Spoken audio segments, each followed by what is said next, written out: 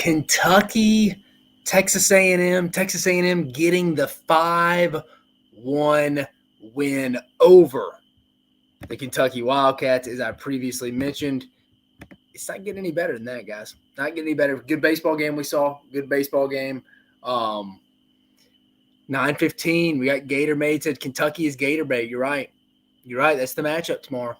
It's the matchup. We get Kentucky and Florida tomorrow. But specifically this game, A&M getting the 5-1 win. Got all 5 of their runs, in the 6th?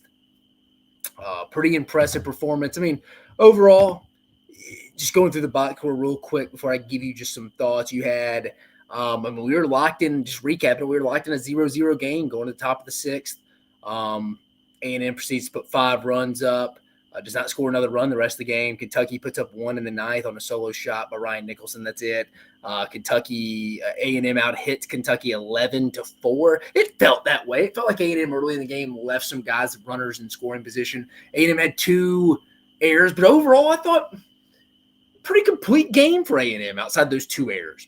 But most would agree with that. Kentucky just kind of felt like they barreled up some balls, but every time they did, it was right at somebody, and they just didn't make the necessary plays when you had them. Some that were their fault, some were not. Like in the 6th inning, you have guys first. A&M's got guys first and second. I thought Mason Moore maybe could have worked out of it. And they brought in Cameron O'Brien, and they had guys first and second, 1 out, and they hit the line drive ball to the right fielder, comes charging in, freezes, goes over his head. You score 2 more runs. It was just a misjudge of the. It was a misjudge on the fly ball there, and that was a critical piece. If you got out of that just out of 2-0, you probably feel a little bit better. I mean, I know Kentucky probably didn't win the game. They only scored 1 run in this game in total and only ended up with, what did I tell you, 4 hits? Yeah, I mean, I'm not saying that. That's when you felt like A&M was going to win the game. It was going to be their night. Then the other one was Kentucky in the 8th. What was it? They got on first and second, and they had the ball. Who was it? Hit the shot down the right field, and it was like 4 inches foul. It probably would have got 2 runs in, at least 1. And you have some momentum. It's 5-2, something like that then. It could have been 5-2, 5-3. You never know. It just felt like whenever Kentucky had a chance to maybe stop the bleeding, put a Band-Aid over it, seeing if they could recover it, give themselves some breathing room, get back in it, something didn't happen. Just did not go their way. Gatorade again wants to say, appreciate you listening. Once again, says A&M has been impressive. They have. And it's crazy to say they've lost their best 3 players this year. You go Braden Montgomery in the regional, gets hurt. Or in the super regional, gets hurt. You have, speaking it up, I was going to bring it up a little bit later, but Jace Lavalette, right fielder, got a little gippy coming around second. It looked like he hit did something to his hamstring, but was out the rest of the game. Looked like he hit second, was rounding. Looked like he maybe could have made a play rounding third, but it was a little gimpy. It's one of their better players. It's probably their best player on the team. So it's just some unfortunate luck there if you're a Texas A&M fan there. Overall, though, Ryan Prager started the show there. I mean, went 6 2/3, 2 hits for Texas A&M. He was their ace. They withheld him in their game against NC State on Saturday. Ended up working out. A&M wins. They're in great shape right next to Tennessee. I'd say Tennessee's probably in a little bit better shape when you factor in the injuries and overall pitching staff. I'd still like where Tennessee is in the true driver's seat, but sitting right next to them, and Tennessee's got that extra day off. It's the advantage of being in that first bracket. But A&M's right behind them, right there. They're parallel to each other right there, sitting in the driver's seat. Both 2-0. Both have to be beaten twice. Have to be beaten once on Wednesday and once on Thursday. But Ryan Prager, phenomenal job. 6 2/3, only gave up 2 hits, 4 strikeouts, only 1 walk. Josh Stewart came in 2 1/3, gave up 2 hits, had 3 strikeouts and only 1 walks. Overall, A&M gave up 2 walks. I mean, that's winning pitching. That's productive pitching. That's impressive. Doing a phenomenal job. Like I said, Mason Moore wasn't bad. Just kind of hit a wall in the 5th. Cameron O'Brien came in, did a decent job. Again, I talked about the play by the right fielder misjudging that. That took some wind out of Kentucky's sails. That O'Brien really wasn't his fault. Only gave up 2 hits, but it went an inning. And then Evan Byers kind of managed it, and I thought did a good job of not just totally making Kentucky have to go use a bunch of arms. Because remember, they go play Florida tomorrow night in an elimination game. So not all's bad for Kentucky. I mean, obviously you want to win the game. It's not good. They're not going back to the hotel tonight in Omaha feeling good, but not all. Just wasn't your night, man. You just didn't barrel up a lot of balls. I mean, you did barrel up some balls, just hit right at some guys. Some breaks didn't go your way. Give Prager and A&M credit. They were clearly the better team tonight.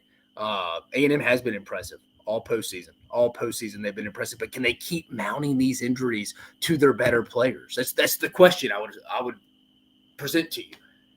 Like, when do these injuries start catching up to them, or do they? It's pretty wild. Back-to-back, Braden Montgomery, now Jace Lavalette. And I'm not saying Lavallette's out for the rest of the World Series. He gets a day off, remember.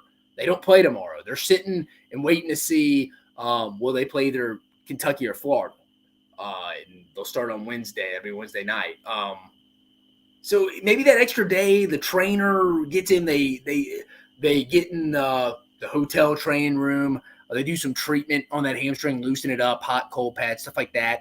I'm sure Jace Lavalette and that trainer will be at all day tomorrow doing work on that, therapy, treatment on that. I'm sure that'll be an all-day event to get him ready for Wednesday night's matchup against, like I said, either Florida or Kentucky.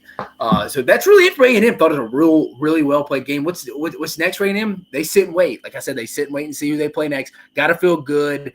Got to get Jace Lavalette back, at least in a DH spot. Got to get him back where he can at least benefit you at the plate. Maybe playing right field won't be in the cards for him at least. I mean, who knows? A&M wins. He could be there for the championship series on Saturday. Let's just say he doesn't play these next 2 days. That's what, Tuesday, Wednesday, Thursday, Friday. 4 days off until the championship series for Saturday, Sunday, Monday. So maybe he gets back, a couple of days off. But A&M, good spot. Injuries concern me a little bit. They needed that performance by Prager, though. They did a good job saving their bullpen. Then for Kentucky, I mean, like I said, you didn't really go gas your pen. You're just going to have a one-game showdown with Florida tomorrow. It's elimination. You beat Florida 2 out of 3 in Gainesville early in the year. It's just going to come down to that. I mean, what was it? I looked at it the other day. Let's see, Kentucky baseball schedule. I think both those went into extras. Was I right on that? That wasn't that long ago. It was a month. I think we talked about it in one of the reactions the other day.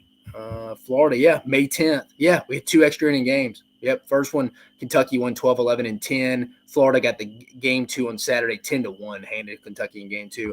In game 3, we went extra again, went to 10, but Kentucky won it 7-5. So Kentucky took 2 out of 3 against Florida, but both wins for Kentucky were in extra innings. Single elimination game. We couldn't ask for more. SEC on SEC matchup. It should be a fun one. Should be a fun one across the board, man. But kind of where we stand in Omaha in general. I mean, obviously, it's a statement the obvious. I really love where Tennessee is. And I like where A&M is. I mean, they're as in good a shape as they can be. It's just those injuries. I'm not trying to be that guy, Debbie Downer, A&M. It just concerns me, though. How many more of those can you take? I mean, I think Jim Schlossnagel's done a phenomenal job with his team, considering he's lost 2 of his best 3 players this year. Yeah, it was a big play by Jackson Appel. You're right. That was a big one, Jason. Thank you for listening, Jason Morris. But yeah, I like where A&M's at. I'll say this. I'm not really concerned about Florida or Kentucky coming back to beat A&M twice. Not really concerned about that. It's more long-term rotational setup injuries when you get to that championship series. And I think most likely, because again, I don't think either Florida State or North Carolina is going to come back and beat Tennessee twice. So most likely Tennessee. I'm more looking forward thinking here down the line, starting on Saturday with the championship series. If I'm Texas A&M, what do they look like that? Because you're going to have to be really healthy and be continually do what you're doing right now. Keep playing your best ball. But I think you may have to amp it up a little bit. Tennessee's got that they're the number 1 overall seed. So it's not like an upset team coming out of nowhere, team of destiny. It just kind of seems like they're the number 1 overall seed. They're playing well. How they came back and won on Friday night against Florida State seemed destiny-like. You can say the same about A&M with Lavallette's big rob against robbing Florida in the game on Saturday night's game in the first round. You can say the same thing about that it's team of destiny. But Tennessee's just in a better spot health-wise. That's the best way to sum it up. But overall, man, Texas A&M, big win for Schloss and the boys tonight. Sitting in the driver's seat in that right side of the bracket. They will get tomorrow off. Kentucky, Nick Mangione, his team's got to bounce back. 1 game season. It's a team you beat 2 out of 3 in Gainesville at their own place. Florida's playing better baseball right now. I think Florida's played winnable baseball the last 2 games. They could have won. They could have won game 1 against Texas A&M. Probably, if it wasn't for Jace Lavalette being 6'5", they probably went. They at least are going into the bottom of the 9th with a lead. So Florida's played well enough to win their first 2. Kentucky definitely obviously played well enough to win their first one. They won their first one. Tonight, just wasn't their night. More A&M and Ryan Prager.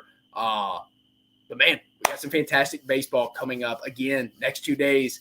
But we'll continue to bring the action tomorrow. Obviously, we're not going to react to the ACC matchup between Florida State and North Carolina in the day matchup. But we will be back tomorrow night to tell you who Texas A&M will be playing as we get to kind of the semifinal, Final Four teams going in. But again, I'm your host, Dave Shumate, longtime personnel guy in the college football world, massive SEC fan growing up, bringing you all this SEC content from the College World Series. We got Chris Phillips, the starter of SEC Unfiltered. He's got boots on the ground in Omaha, so we got it coming at you. But again, like, subscribe, hit the notification bell. You do not want to miss any of the action we got coming at you here as we kind of head into the offseason, wrapping up everything up here in Omaha. We still got a while to go, but hey, football season's not far around. Hey, like, subscribe, hit the notification bell. Tell us what you like here. It's SEC content 24/7, 365. Again, I'm your host, Dave Shumate. You have a phenomenal night.